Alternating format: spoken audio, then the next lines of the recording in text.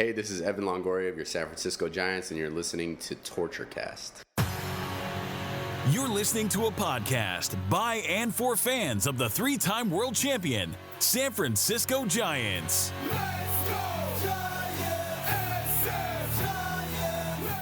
With hosts Chad King and Eric Nathanson. This is TortureCast.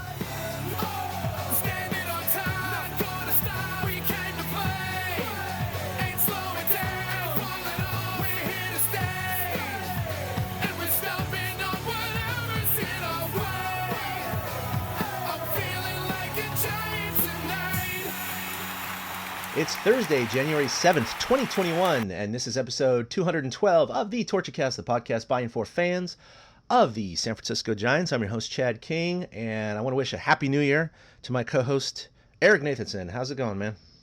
My friend Chad, it's going well. I hope Happy New Year to you as well. Hope you had a good holidays. Has your winter been well? Did you enjoy your holiday season?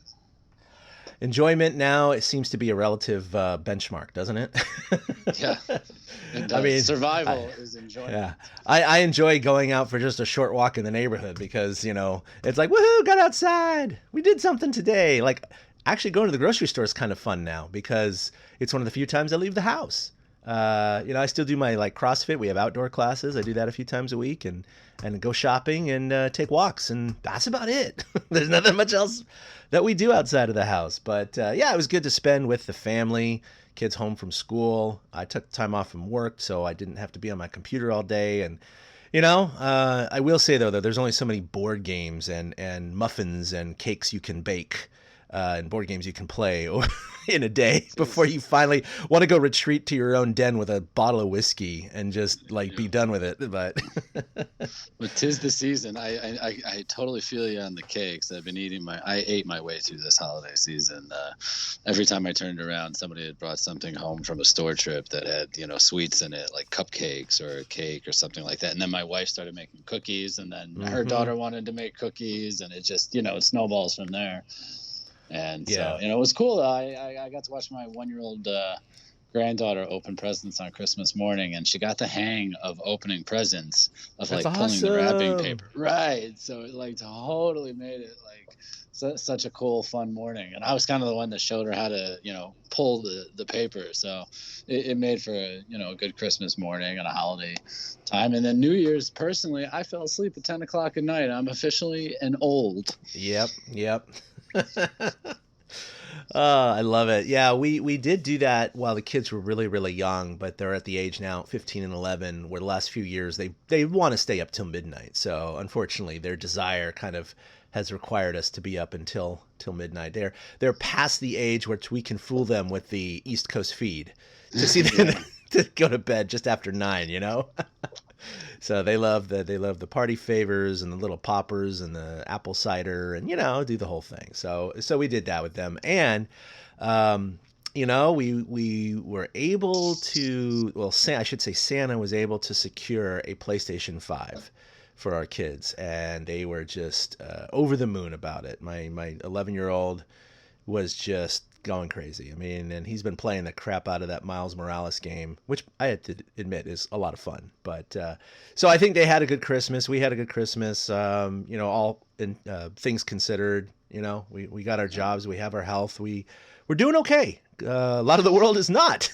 Yeah. So, and we hope our listeners had a good holiday and a good Christmas or whatever you celebrate, and everybody is healthy where you are, because we made it through 2020. It's a new year, and we haven't recorded in a while because 2020 kind of ended the baseball season the way 2020 was going, with our least favorite team winning the World Series, because what else could happen in the middle of a pandemic? And we haven't recorded since then, and we haven't forgotten about you listeners. There's just been a lot of life in the way since then. So we have to admit we may have dropped the ball a little bit by not recording. But to be fair, as we go through the new moves, it's not like there's been a whole heck of a lot of fire to this hot stove so far. Yeah, I'd say that, we knew what the World Series was going to be. So the only thing we neglected was talking about the Dodgers winning the World Series, and really, who wants to do that? And then, like you said, kind of a minimal assortment of signings that the Giants have made. So We're going to talk a little bit about that today, but I mean, might as well talk about the elephant in the room. And, you know, none of us are happy that the Dodgers won. I mean, I don't think we talked about this before. I know a lot of fans, Giants fans and other fans who hate the Dodgers, are saying it's not a real World Championship. It's fake. It's whatever. They should get half a trophy, a mini trophy. You know, it doesn't really count, all these other things. And it's like, we talked about this before, and we have to give credit where credit is due. All 30 teams agreed to the shortened 60-game schedule. The playoffs, if anything, were actually harder this year because of that extra round in the beginning of a 3-game series. That was an additional hurdle for the 2 final teams to go through. So technically, it was a harder challenge to go through the playoffs for the Dodgers than any other team prior to them. So I mean, you know, it tripped up the number 1 seed in the American League, so it very well could have tripped up the Dodgers just the same. it could have, absolutely. I mean, a 3-game series, my God. I mean, the Dodgers have lost 3-game series before, right? Throughout the year. Not many, but they have. And it happens. And they made it through. And so, you know, the other thing I have to say about that is it's not like the Dodgers were the number 8 seed and, you know, getting lucky and making it through. The only reason they got in was because of the expanded playoffs. No, they would have been the number 1 seed anyway. They would have won the NL West anyway. So, you know, all things considered, they didn't benefit from the shortened season. Everyone expected them. They had the best odds to win the World Series anyway. Everybody expected this. So it's, you know, you got to tip your hat and go, okay, they failed 7 times in a row to win the World Series. And they finally won it on their 8th try. So the Giants, their percentage of success is a little bit better on that, you know, being 3 for 4 in the last 4 playoffs. So that's pretty good. Kind of had to stumble into one eventually. There's absolutely no question about that. Yeah, you throw enough darts on the board, you're going to hit the bullseye once in a while. So, you know. I mean, it's true, and that's the best way to look at it as a Giants fan. Like, it was bound to happen, so it happened, no big deal. Yeah, it's just that now we got to hopefully not have one of those 3-peat repeats happening, right? Or oh my God. Or 3 and 5 like the Giants did. That's where it's really going to hurt. Because unfortunately, we'll get to it later. But I think the Dodgers are still going to be good for the next few years at minimum. So yeah, but those Padres. Yeah, we'll talk about those Padres too. They're definitely the Dodgers' little cousin that wants to win the battle right now. So yeah, the Giants. They have not done a whole lot this season, or the off season so far. But it's kind of, you know, a couple things are happening right now, and we'll talk about the pandemic stuff a little bit later and how it may impact the start of the regular season and spring training. But that is on everyone's minds, is if the season doesn't start on time, is it going to be pushed back? Do they want to sign someone to a crazy deal when the season might be compromised, but they still have to pay the money? I mean, there's a lot of these issues coming out, and so it's really tempered the free agent season. It's very slow, basically. There definitely have been some big signings, but for the most part, everything's really, really slowed down, especially after the financial impact all 30 clubs suffered last year from the lack of revenue and all the other things. So the Giants fall into that category a little bit. That said, Farhan Zaidi tends to slow play it anyway, and obviously doesn't make big splashes, at least not with the Giants. So I think that's what we're left with. Not for a lack of trying, though. I mean, no. Let's be honest here. He went after they were in the Bryce Harper. Yep, absolutely. He went all in, and I wouldn't be surprised if they're in on Trevor Bauer right now. You know, when it comes to the financials, I read a great article from Bags on The Athletic about how the Giants are in a financial position better than pretty much any other club in baseball, including teams like the Cubs and the Yankees. And the Cubs, that's obvious. I mean, they're who the hell knows what the Cubs are doing, but. The Giants are in such a strong place financially that they might be able to pay some contracts that other teams can't because they're ahead of the debt that the teams accrued during 2020 without getting ticket sales and things like that. Because the Giants ballpark is paid off, because they don't have a lot of like creditors and they're basically swimming in money.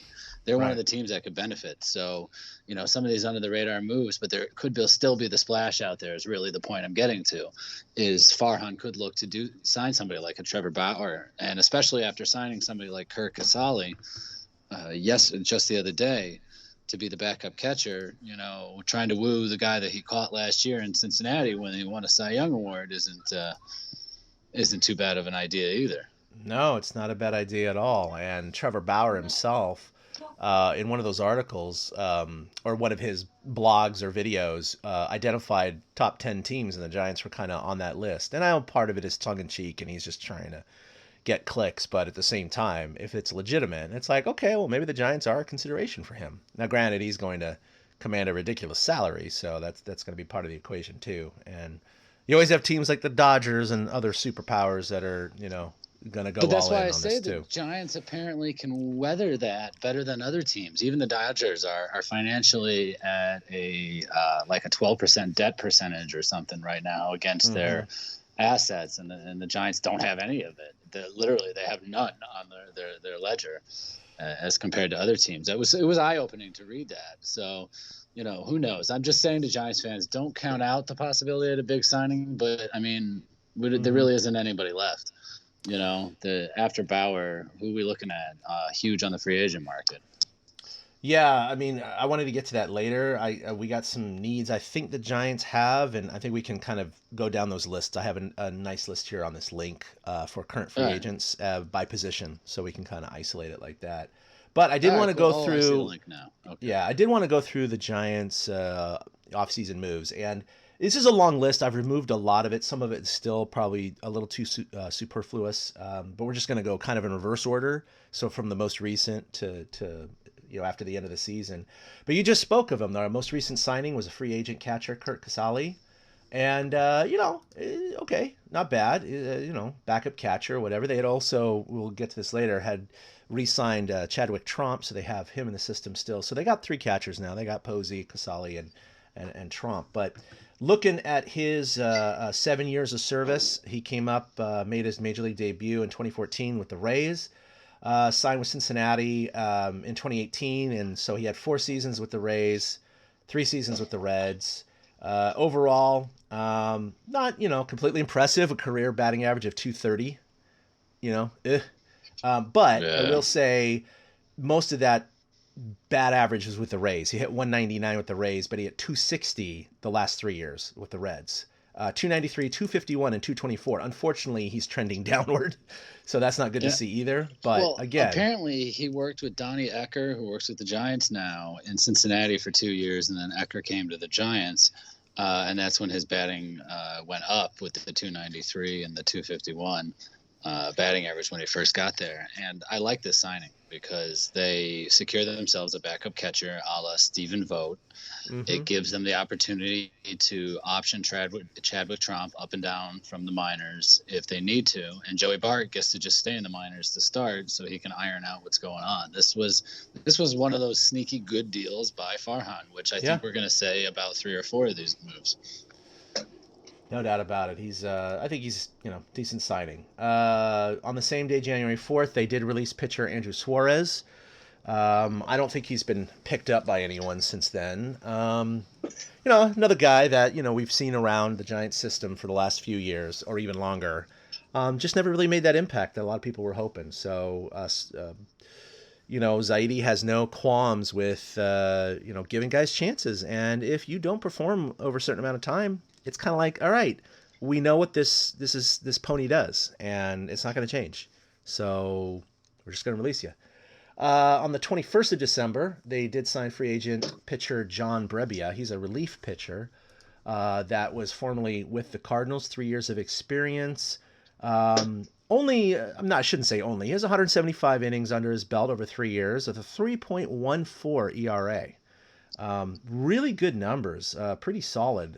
Last year, he ticked up a little bit in 72 innings as a 3.59 ERA. His whip was 1.183.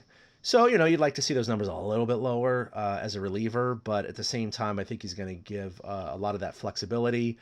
He is a righty, so, I think he's a solid bullpen guy. It looks like he was most effective in 2017 when he was averaging 4.64 strikeouts per walk, because that dropped all the way down to 3.22 strikeouts per walk. And you got to wonder if the league figured him out a little bit, and so the scouting was ahead on him. So the Giants, I'm looking at that stat, thinking the Giants have to figure that's the stat that they can probably try to correct and to make him back into his 2017 form, because it does look like, it's like you said, his ERA is 3.14, but it's risen each of the last 3 seasons, and he didn't pitch in 2020. Yeah, it was 2019. He had Tommy John surgery. So okay. that's one of the things that people are, again, it depends on how a player comes back, but some players come back even stronger after Tommy John. Right. And notably relievers tend to do that. So I said last year, you're right. Thanks for correcting me. It was 2019. He didn't pitch in 2020 because of the Tommy John surgery, but his strikeout per nine did rise slowly over those 3 seasons to 10.8. But at the same mark, his walks per nine went from 1.9 to 2.8 to 3.3, and that gives you that ratio you were just talking about of the 3.22. So you hope that the Giants are going to be able to work on his control a little bit, because it sounds like, or it looks like, he's definitely increased his either velocity or movement to increase those strikeouts, but at the same time, his accuracy has dipped as a result. And then there's more walks, and a lot more of those walks are scoring, and that raises his ERA, that kind of thing. So, but yeah, I think it's a good signing. It's a solid signing. I don't think there's any problem with it. So. Yeah, because his hits per nine have kind of stayed the same. So it really, I think, is the walks that's been the key for driving up his ERA a little bit. Even his home runs per nine went down. Yeah, so they're not necessarily making more contact. It's just that he's missing the zone. Yeah. And then on the 16th, they signed free agent right-handed pitcher Anthony Disclafani, or Fani. I always mess up his name. Disclafani, Finey.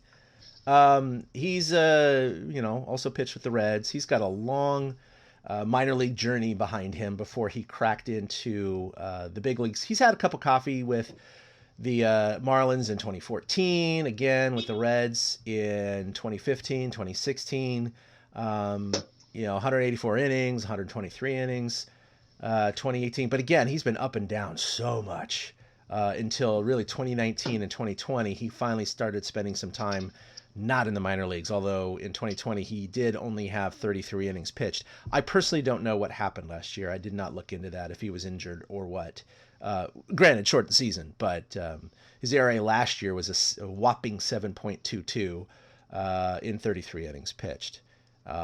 Again, he's a starter, so they need more starting depth, and he can play right into that 4 or 5 slot if need be, especially the way the Giants have kind of gone through the injury bug the last couple of years with their starters. Yeah, he's supposed to be this year's Kevin Gausman, so we'll see if it plays out the same way. Yeah, absolutely. Right. I'll move on. Sure. Should I rip through these, or should I bounce on down to they re-signed Chadwick Tromp after releasing him? Yeah, you could bounce down, yeah. They signed a free agent right-handed pitcher. Matt Wisler is another one that I've heard and read is a decent signing, a good bullpen piece, much like a Brebbia to try to solidify the bullpen. They did that back on December 8th. On the 4th of December, they re-signed Melvin Adon and Rico Garcia on the 3rd and invited them to spring training. And so far, who'd they lose? Chris Shaw is a name that we can note that they lost. Chris Shaw was claimed by the Baltimore Orioles, and Aramis Garcia was claimed by the Texas Rangers. Both of those happening on November 25th. Wow, that was a while ago now. I know, right? And then the other kind of big moves that the Giants made within back on the 11th of November, they re-signed Kevin Gausman, which I think we talked about and both saw coming as a distinct possibility. I don't have his stats in front of me, but we both know he showed a solid year last year. Yeah, no, absolutely. He had a very solid year. He was I think, clearly their best pitcher last year. So they needed him. And I know he was being entertained by the Yankees and others, and he ultimately decided to sign with the Giants, and he said he wanted to be here. So it's always good when a player wants to be somewhere, even if they might have gotten the same or more money or longer contract elsewhere. So, but that's about it so far, Eric. So it's not. Yeah, there's none of the other ones I skipped over are names that are known in any stretch of the imagination. Exactly. I mean, this one other Jason Vossler, third baseman. We're going to talk about how utility infielder is a possibility. Apparently, he could fit that prototype as well. From everything I remember reading back then, because. People have to remember this is a podcast buying for the fans. And as a fan, I read about Jason Vossler when they signed him, but that was 2 months ago. So it's not as fresh in my memory anymore. No doubt. Other teams that have been making big splashes, even though the overall free agent market has been kind of quiet, the Padres. The Padres have gone all in. We saw them go partially in last year, the last couple of years. Obviously, started with Machado, and it's kind of accelerated from there. But you had them successfully getting both Darvish and Blake Snell in trades with the Cubs and the Rays. And oh my God, dude, that's insane. They got Darvish and Snell, 40% of the rotation, and they already had a good rotation. And that spells trouble for the NL West. Obviously, they're trying to dethrone the Dodgers, but they made the playoffs last year, and they made a good run of it until they ran into the Dodgers. But this doesn't bode well for the Giants. The Giants are still trying to struggle just to be a 500 team, and you got the up and coming Padres that finally broke through last year, and now they've only gotten better. And this isn't good because they are in the damn division. So whenever you add to a team, it generally takes away from another team, in terms of an extra win means an extra loss potentially for the Giants, that kind of thing. So it's frustrating, but, that's the nature of baseball. The Giants had their moment in the sun, a very long moment in the sun from 2010 to really 2016. It was a good 6-7 year run. And they've fallen on hard times, and that's just the nature of the beast. But maybe this is the Padres' turn. Who knows? But I don't want to paint all doom and gloom Giants fans. I still think they're going to be competitive this year. I think they could absolutely reach 500. And one thing we weren't going to go into depth about today because we don't know what the agreement's going to be in terms of playoffs for the 2021 season. Hell, even if there's going to be a DH, right? Is the fact that if there are expanded playoffs like last year, that significantly increases the Giants' chances of getting in when you expand the playoff field. So if we do have expanded playoffs, then, I'd say look what happened in the 60-game season. The Giants were in it all the way down to the last game. All the way down to the last game, and they missed it by one. Well, technically they were tied, but they missed it by one game. And they just lost based on a record, head-to-head record. That's it. So, there's still that possibility the Giants are going to be in the playoffs this year. Which won't be a possibility next year because they'll play it out on the field. They won't play it out.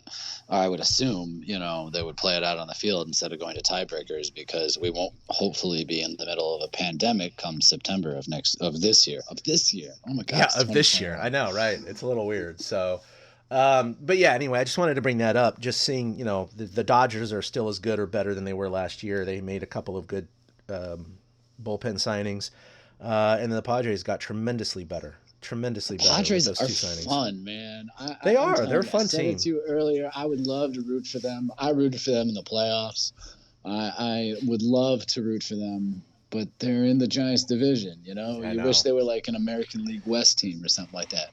And the funny thing is for the Padres, is for years and years, they tried to get over the hump of the Giants and they couldn't.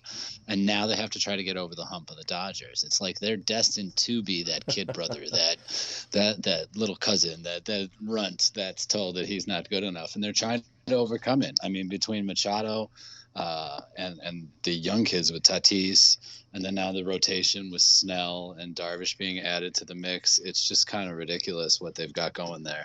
I think that it's going to be fun to watch Padres games. I already look forward to watching Padres games next year. I do. And it brings me to, because Darvish, that came out of nowhere. I really did not expect that. And I don't know what the Cubs are doing, man. As the resident Cubs expert, I don't know what the F they're doing. I really don't. They are just apparently stripping it down. I wouldn't be shocked if Chris Bryant is traded at some point. It just suddenly seems like, okay, Theo stepped down, so we're going to try to do a completely different thing. And I don't know, man. They have a ton of talent. So I don't understand trading away a guy like Darvish. I mean, how do you trade away, especially in your own league? If the Cubs want to be competitive, they might run into him in a playoff series and have to face him twice now. Yeah. Are you kidding me? Why would you want to set yourself up for that?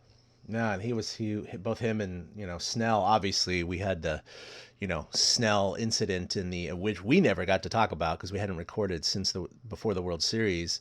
But that amazing game against the Dodgers in which he was pulled after giving up one hit after 8 or whatever it was. And, it was unfortunate. It was a move that everyone criticized, but he's a great pitcher, is a pretty solid mind. He's puts his foot in his mouth once in a while, but, good for the Padres. Yeah.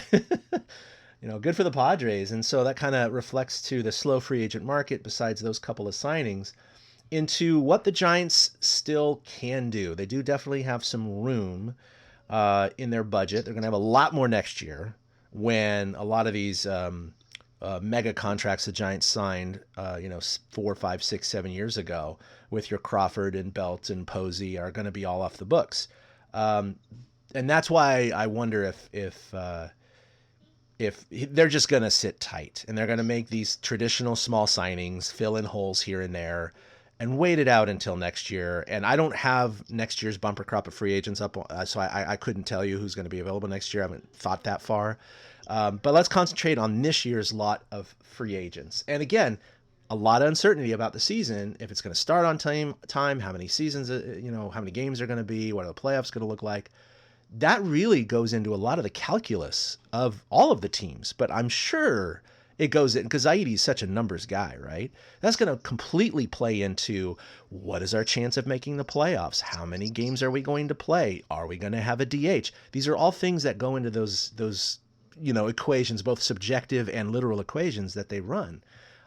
So it'll be interesting. Now, I would say off the top, the Giants' outfield has always been weak.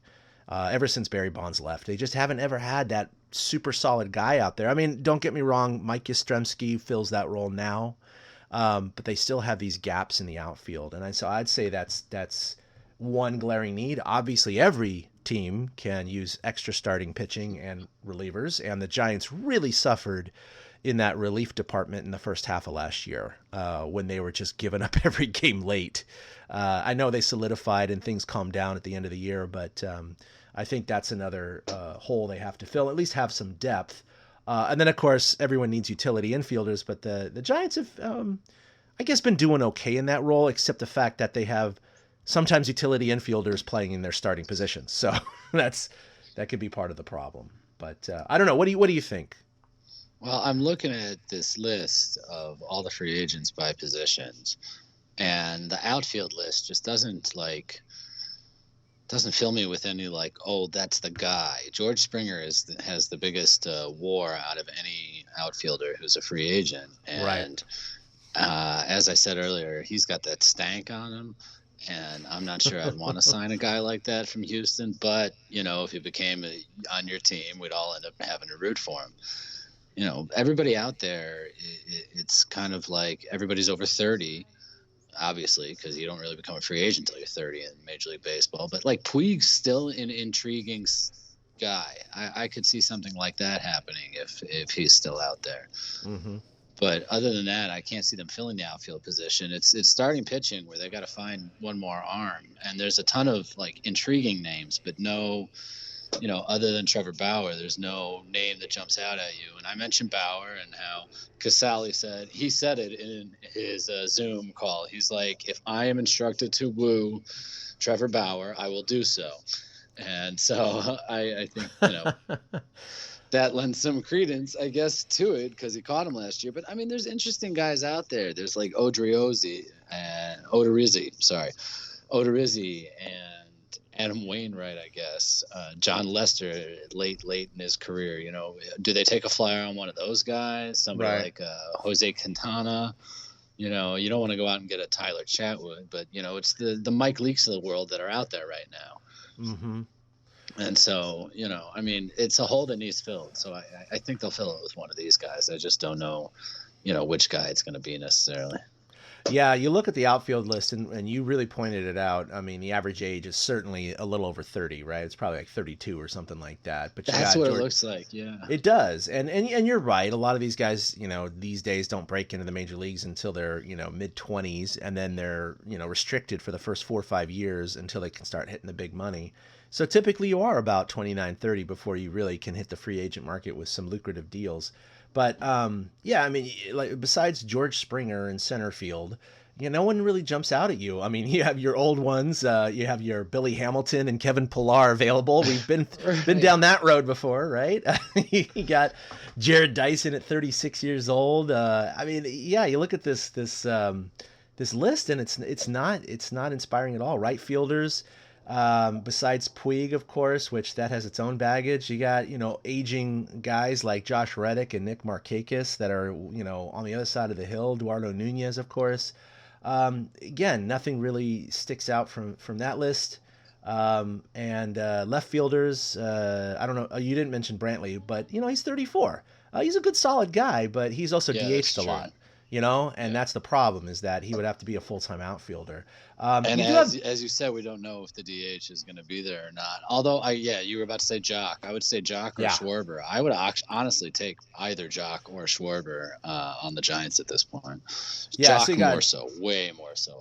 I would definitely, Kyle's just got so many holes in his swing. I mean, he's a prolific home run hitter, but, Jock definitely seems to be a more rounded person. Of course, it again is weird when either a former Dodger or Giant signs with their rivals, but it does happen. It is a business. I mean, he'd be perfect. Can't you see Jock laying bombs into the Bay? I mean, he would love playing for his hometown team. Well, he's on the LA with the prolific number of outfielders. It was hard for him to be starting every day because Dave Roberts was always swapping out outfielders, like, you're going to be on the bench today. And if he came to San Francisco, he'd have an everyday job. There's no doubt about that. So I think that would be. But of course, that's probably the same with a dozen other teams, right? So it's not like just the Giants need an outfielder. You got old favorites like Adam Duvall, who again been there, done that. An interesting one, I thought, even though he's old and over the hill, is Ryan Braun. And he wouldn't necessarily be serving in an everyday starting role, but if they could get him for a relative bargain, I think that could go a long way in terms of some of his veteran leadership and ability to come off the bench when he's taking days off, kind of thing. I don't think they're going to go down that road, but no, I think the DH is what kills that. If there's no DH next year, I think that kills that possibility. Yep, I agree. And then same with the old nemesis Jay Bruce as well. I actually thought he was older than that. He's 34. I thought he was like 36, 37. He's just been around so long. No. I mean, how long? He's only been in the league, 12 years? Really? It hasn't been 25? I'll never forget that battle with Sergio Romo against the Reds in the 2012 playoffs. Woo, boy. That was one of the most intense at-bats I can remember. That was insane. It's great though that the moment you say that, it evokes the image in my head of that battle, and Giants fans can all relate to that. It's great that we have those memories and things like that of like Sergio, and like that was a nice little memory to drop in there.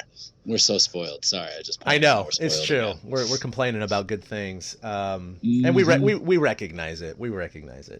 So that's about it for outfielders. So like you said, I mean, there's not a lot to really spend a lot of money on. And I wouldn't spend a lot of money. I wouldn't overpay for any of these guys. No. And without really looking at next year's class of what's going to be available, I can't say if they should just hold it because of that or hold it because of the lack of talent this year. But that said, there's probably a couple guys in there they could sign that would help a little bit. But let's be real, Eric. None of these guys are going to bring them to the promised land. That's not what we're looking at. This is just another layer of icing on the cake. It's just a tiny little bit that they might need. That's about it. There's not much else they can do.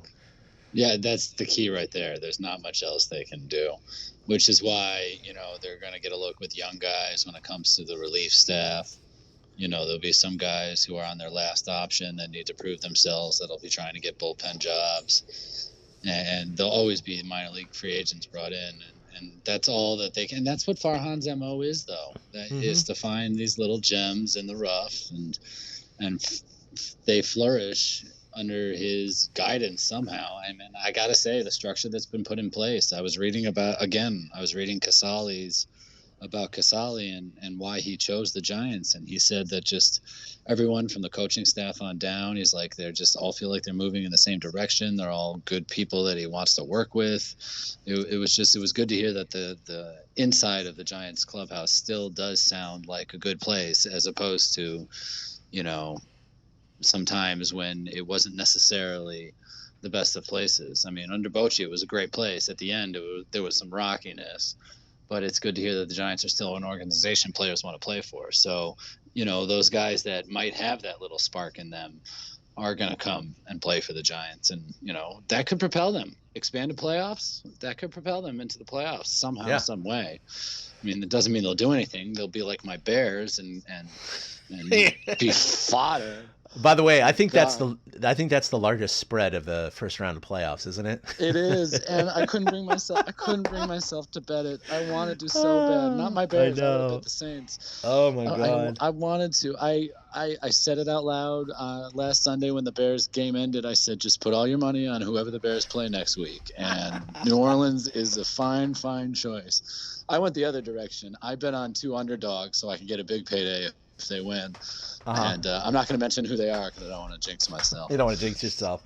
Yeah, talk about a tale of 2 teams and 2 seasons in 1 year. That's oh my God, I definitely hate the Bears. I know. I would rather have had the Niners problems this year. I really so much. Yeah, sorry for the segue, but I will say this as a very devout Niner fan, certainly not as much as my Giants passion, but that said, to be so close to the promised land last year, have that 10-point lead, with whatever 6 minutes to go in the game, that was one of the ultimate just horrific ways to lose a Super Bowl with a couple of dumb plays like that. And then to go, okay, they're just going to be right back at it this year. And it was like they had freaking snipers up in their practice facility because everybody went down. Everybody went down. It was ACLs everywhere. ACLs and Achilles everywhere. Just pew, pew, pew, pew. With Bosa to Garoppolo to everybody. And it just decimated their team, It was bad. And so they went into the season already with just not having a roster, basically. So right. I resigned myself, like you said, going, okay, there's nothing they can do this year. They're just shot. They're literally shot. So, and then, they won, 5 games, 6 games this year? It's like, if they had all those guys, I think they absolutely would have won 8 or 9 and been in the playoffs, let alone 10 or 11. But that said, I see what you're saying. Yeah, it's it's just like worse. Let's just regroup. Let's go back to 2021. Let's just go. Right. No. Now I have to entertain talk about Mitch Trubisky being a real quarterback and will the Bears re-sign him? And then, oh my God, Matt Nagy's job is safe now that they won 3 straight to secure the playoff berth, which just blows my mind because I think the guy is horrible as a head coach. But it is so frustrating to watch knowing that your team is hurtling toward mediocrity with the caveat that they're going to keep everybody in place who perpetrated that mediocrity.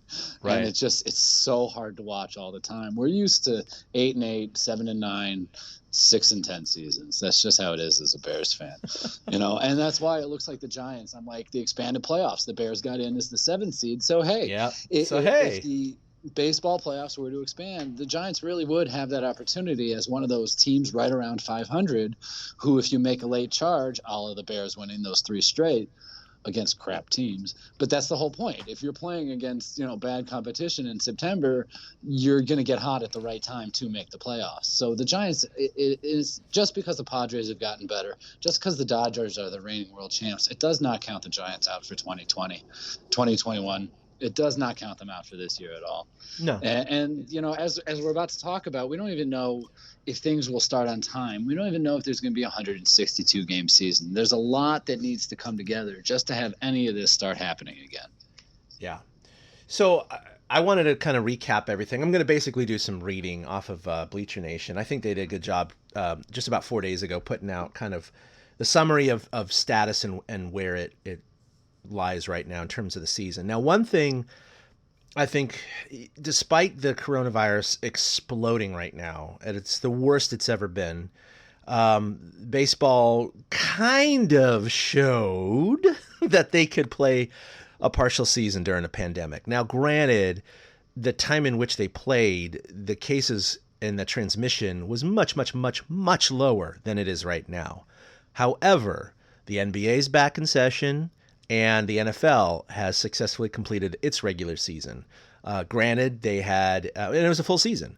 Granted, they had a COVID-19 list, and there were many, many teams that were compromised by players being on that restricted list going into games, especially at the last second, too. That was so bizarre to see like teams going, whoop, this guy and this guy and this guy were exposed, so they got to quarantine. And you're like, dude, the game's tomorrow, and that's the way it was. So I will say I think it's possible. I don't know if it's responsible to do it, but it is certainly possible.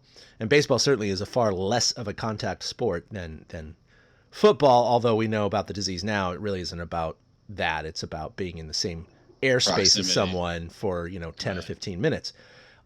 Point being, will spring training and the season start on time? Will it have 162 games? And so I'm going to quote some of this article. So, quote, as we've made clear to the league on multiple occasions, we expect spring training and the regular season to start on time and as scheduled, consistent with our collective bargaining agreement, the Players Association said in a statement.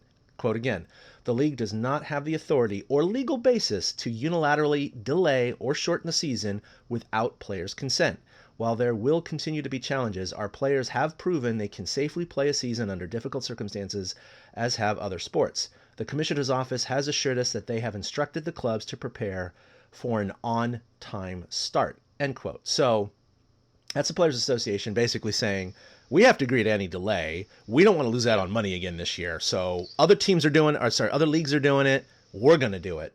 And then again from the article, with baseball having been successfully played during the pandemic and with other sports theoretically showing the same this winter, MLB's owners would have a much weaker argument now than they did last March to say that games cannot be played right now due to a national emergency, and thus the players have to accept a shorter season and less pay. And we went through this last year where they shut everything down in March, and they didn't start a season until July because so much was unknown about everything about this pandemic, let alone the transmissibility, how people are going to die, our players going to die and pass it around, our family's going to be, and there were so many unknowns, and it was a national emergency that MLB was within their rights to basically say, look, we got to shut this shit down. It's understandable. So what they're saying now, of course, is like, well, we played a 60-game season. NBA did it. NFL's doing it during the worst part of the pandemic. So you can't use that excuse anymore. You can't say it's a national emergency. NFL is what really killed them because they played a full entire season. Yeah, full entire season. Now, in the owner's perspective, this is what they did not want, right? Because they were able to cut the players' paychecks last year, prorated to roughly a third of their normal salaries. And that softened the blow from the lack of having any ticket sales. This year, they're clearly, in most cases, most stadiums, not going to be able to host fans for some time.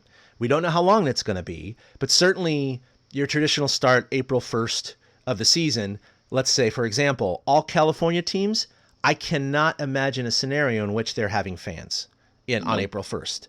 And that's going to be true with many other states as well. Not all states, but many states. So you're going to set up a scenario again where you have owners that are like, well, crap, if we start on time and as the pandemic starts to fizzle out, more people get vaccinated, and like you said, hopefully by playoff time, it's kind of getting in the rearview mirror. It's not going to be over. It's not going to be over, but it's going to be less dangerous then, less transmissible then, more people are going to be vaccinated. They're not going to shut down in September if they're not shutting down in April, right? Because it's only going to get better. So the prospects of a full 162-game seasons are right there. And if they start in April, that means they're going to pay these salaries, full salaries to all these players, but they're not going to have the ticket revenue. And the owners don't want that. The owners want the excuse to delay the start of the season so they will have fewer games played without fans. And they will therefore lose less money. And if they played an 80% season, they pay 80% salaries. So you can already see this could be an issue where the owners are really going to push for a delay to the start of the season. But the players have all of the cards, I'd say, this time, because they're going to go, nope, NFL did it, NBA did it, we did it last year, so screw you. As long as we stay safe and there isn't a crazy outbreak, we're playing. We're playing on time, and we're doing this. Give us our money, because we don't care if there's no ticket sales. We signed a contract, and you owe us the money. You have insurance for that, right? So that's what they're going to do. It's interesting. So if the season is indeed to be played as normal, this is back to the article, and if teams are already expecting that to happen, then you'd have all the more reason to expect certain teams to keep the players' spending very tight. Consider that if spring training happens as scheduled, it'll be without fans in attendance, a significant revenue hit to a team like the Cubs. I don't know why they threw that in there. It's true, though, with many teams. Well, it's a Cubs blog. That's Brett Taylor. That's a Cubs blog. Blog. Thanks. I appreciate that. Moreover, if opening day starts on April 1st, then at least 2 months of the regular season is also likely to be played with no fans in some states and very limited fans in others. Again, for a team like the Cubs, blah, blah. So, yeah, the owners have already suggested via media that they'd like to delay the start of the season to accommodate more vaccinations for the players and staff. What does that mean? They're going to open up the stadiums so that everybody can come get vaccinated? I mean, I'm sure the owners fund the vaccinations so we can all come watch baseball and put money in their pockets. I'm sure the owners' number one concern is the safety players, or the safety of the players and staff, and the vaccination. We should delay the start of the season to make sure everyone's vaccinated. Has nothing to do with empty stadiums and not getting ticket revenue. Nothing at all. So it's going to be interesting, man. But the way it sounds right now, with the vaccine now finally starting to be rolled out, I don't know if they're going to enable. This would be an outrage to the public. We had this issue last year. Remember, testing was so scarce and hard to find. They contracted a company and paid, tens of millions of dollars to do their own testing.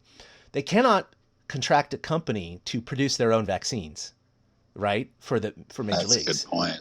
It's limited to what is supplied by currently Moderna and Pfizer, and there will be others coming on board after FDA approval later. But that said, those first, millions and millions of lots are going to the first responders, to the vulnerable, to the sick, to the retirement homes, to those kinds of people. If they start spring training just about a month from now, 5 weeks from now, they're still not going to have all of those people vaccinated. The first responders, the frontliners, the sick, and the elderly. So I don't see any scenario in which, without great consternation and, pissing people off, where players and staff and coaches, unless they have a medical condition, are going to be able to get this vaccine. So I think they're going to have to start spring training, and most likely maybe the beginning of the season, without the vast majority of their staff and players being vaccinated. And so that is a concern, and there could be outbreaks and all those kinds of things. But again, they proved that they could kind of do this in a 60-game season. NFL's kind of done it.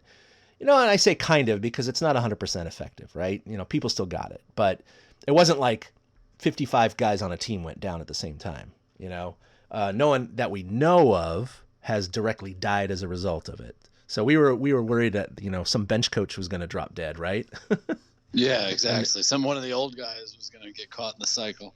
Yeah, and that has not, happened, at least not demonstrably. So I don't know, based on all that information and your crystal ball, do you think that spring training and the season are going to start on time and we're going to have a full season?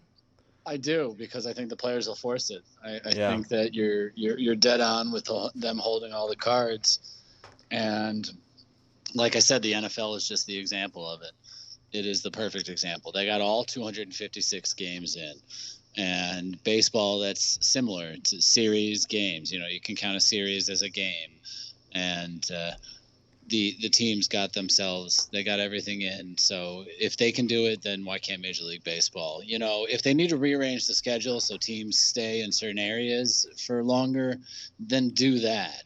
If they need to rearrange the schedule so that teams only do play certain teams and they don't necessarily play interleague or something like that. You know what I mean? Like the NHL is doing, because granted the NHL is doing it because their Canadian teams can't travel. But what they've done is they've separated into four divisions, and the division is only playing itself during the regular season, much like baseball last year. And so, they could come up with a modified version of that if they need to for this season, because we do all still understand that there is a pandemic going on. And September, certain things will be in the rear view, but not enough, because let's face it, baseball players, they're low on the list of guys who are in line for the vaccine. I'm low on the list. I'm 41 and out of shape, and I'm low on the list of guys who are in line for the vaccine. These guys are 25-year-old, well-oiled machines. You're telling me that they're higher on the list than I am to get this vaccine? I mean, maybe because they use their body for their work, and I don't. But that's the only reason I can think of. So It's like you said, there's not some magic vaccine that the owners can just gather up and use. So I think with the blueprint of last season that they are going to have to start this season on time. I think that they'll start with empty ballparks. I think we'll get ballparks in Texas with fans in them. Ohio might have fans in them. But I see places like New York, Chicago, California still not having fans in the building. And, like you said, the players don't care about that. They really, really don't. I signed a contract. It's not based on whether or not you make ticket sales specifically. So I don't think there's a way the owners can hold it up. I think the real scare comes next year when it comes to the collective bargaining agreement they got to redo. I think this year they should be able to get off without a hitch. But, I'm both hopeful and optimistic that a season starts on time. Yeah, agreed. I think next year is going to be very interesting because if they do play a full season and the owners lose a ton of cash from, a third of the season without ticket revenue or even more, they're going to go into that CBA negotiation saying that. They're going to say, hey, look, guys, we bore the brunt of it. You guys made 100% of your salaries. We didn't. So we're going to have to negotiate on this and this and this and this more in our favor. And that really could mess things up because the players, again, at that time are still not going to go, oh, we feel sorry for you. That means you're still asking us to sacrifice. That wasn't our problem. Again, you guys have insurance. You guys own the business. These are the perils of owning a business. You signed us to a contract. We're not going to modify our future contract potential based on making up your lost billions. That's not going to happen. So you could have an impasse next year. But until we get to that point, I think so. I think a month ago I wasn't so sure, but seeing the NFL kind of complete its regular season, the NBA starting up again, and knowing that, things are going to get worse for the pandemic here for January and into February for sure, because we're going to still have the second spike coming from, it might be the 18th spike by now, from the holidays. After that, I see it starting to attenuate, right? Partially because of weather, partially because of more distancing, and partially, of course, mainly because of the vaccine. So, I think things are only going to get better throughout the year. So if they can play the NFL and they played the MLB last year, why can't they start? So I think there's literally no reason. Yeah, there's no reason. It doesn't make any sense. The public outcry would be just far too great, I think. It would be so, but it'll be interesting to see what some of these select owners will bring up, But all right. I did not mean to get the motorcycle in the background, folks, but that is a Harley Davidson that my neighbor got for Christmas. I am a bit jealous. Nice. Very nice. All right. I'm a bit jealous, but he's got good timing since we're wrapping up at the end of our show here. Yeah, I think that's going to do it for episode 212. I don't know exactly when we're going to be back because, again, things are very slow in the free agent market. I don't anticipate us recording next week unless something happens. So I know you guys, some of you really like the podcast, and we just, really want to thank you for your continued patronage. We know it's free and everything, but the fact that you guys keep coming back says volumes to us. We've been around for, this is our 11th year of the podcast now, believe it or not, which is crazy. Wow. Yeah, we started, it was June of 2011. So it'll be a 10-year anniversary this June. But this is our 11th season that we've, covered. So pretty crazy, that's a significant chunk of time in Giants history and pretty decent for a podcast. So we thank you for that. So that said, Eric and I will be in constant touch whenever things happen. We'll try to set up a schedule or whatever. But this happens every offseason. We generally, when you go back through our archives, have only recorded anywhere between 2 and 5 episodes during the offseason. So it's never a frequent podcast time for us. Well, we're not like a breaking news podcast. I think exactly, our listeners understand that we like to analyze and talk about the games and why things are going wrong and what needs to be better. And we concentrate on that as fans and as ex-ball players ourselves. I think that's why we'll always side with the ball players in anything, and that's why we always look at what the ball players are doing. And, the news around the ball players is, I don't want to say less interesting to me, but, I guess it is. It is kind of less interesting to me than what the players are actually doing on the field. Like, it kind of, I'm kind of the guy that says, okay, who's our team? Who are we going to battle with this year? Let's figure out what these guys' strengths are and figure out what these guys' weaknesses are. And so, we do appreciate that, not being a breaking news and being a pretty much analysis podcast, that people still hang around and, give value to what we have to say. Because sometimes I don't get that in my own house. So I appreciate podcast listeners for being out there to make my ego stay in check. I do want to announce one new project that I'm involved in. The founder of TortureCast, Willie Dills, has started a new podcast called Hard Edition. It's an old college radio show that he used to host about 15 years ago at San Francisco State. So we're rebranding the show, bringing it back from the dead. We did a test show last night. We just streamed it on Twitch. Next Tuesday night, we will stream it again. We don't plan on recording it. It'll be our first official 000 show. And then the following week, the night before the inauguration, January 19th, we should be streaming again and actually record our first official podcast 001. And just briefly, there's 4 of us that are going to be on the podcast from various backgrounds, and it's going to be fairly wide-ranging in topics, from general news to politics. I'm going to be heading up a science portion of it, and then we're going to play a bunch of games. It'll be like one of the guys on the podcast is 23 years old. I'm 47. So there's going to be a bit of a pop culture battle. Oh, wow. Right? So we're going to do stuff like that. We're going to have fun. It's going to be not safe for work. It's going to be just all, it's going to be hilarious. It's going to be something that's not as niche as the Giants, because we know that this only applies to Giants fans. But if you like to hear talk about politics and news and science and pop culture and video games, and we have one guy who works in the fantasy sports industry, so he's going to bring his fantasy sports knowledge to the table. I think it's going to be a lot of fun. So we don't have a website yet or anything like that, but the name is Hard Edition.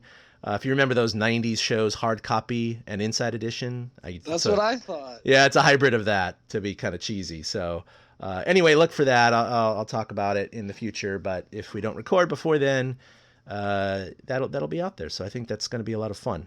Something I'm looking forward to. But I will definitely tune in. Sorry, the motorcycle jumped on you at the end there. No, actually, I didn't hear it. I just heard you go, whoa. And I was like, what? I thought something happened on the news. Because now we're all conditioned to that. Whoa, what's happening on the news? What's going on? That's the truth. What's the next car wreck? What's the train wreck coming here? Here we go. So, but yeah, I don't know. You have anything going on right now, Eric? I know you've been extremely busy. I got a lot of stuff going on with life and everything. I think the only thing I have on the horizon is tuning into the first episode of Hard Edition. All right. Woohoo. We have one listener. That'll be great. I'm looking forward to it. We ended up talking for like 3.5 hours last night on the stream. Again, not recorded, just random stuff from the day's events, what happened at the Capitol yesterday, to 80s movies. So we went all over the board, and then a whole office trivia section. So it was great. It was a lot of fun. I will warn you, if you are not of the left-leaning liberal variety, you may not like portions of the podcast, but that's okay. You can fast forward through that, right? I think the 4 of us are definitely a little left or very left of center. So just as a kind of a warning, in case you're not of that disposition, which is fine. It's okay. But anyway, look forward to that. There's a lot of fun stuff we're going to be talking about. All right. Well, we'll be back at some point in the future. We don't know when, but thanks for listening to episode 212 of the TortureCast, and we'll be back at some point in the near future. Until then, and for Eric, this is Chad signing off, and we'll see you then. A boom. A big thank you to everybody for listening to the TortureCast, the podcast by and for fans of the San Francisco Giants. Follow us on Twitter at TortureCast. You can also like us on Facebook or check out our blog at TortureCast.com. I also want to say thank you to Ashcon and Bailey for letting us use their song Feeling Like a Giant for our intro. For Ben Lee and Chad King, my name is Willie Dills saying, we'll see you next time.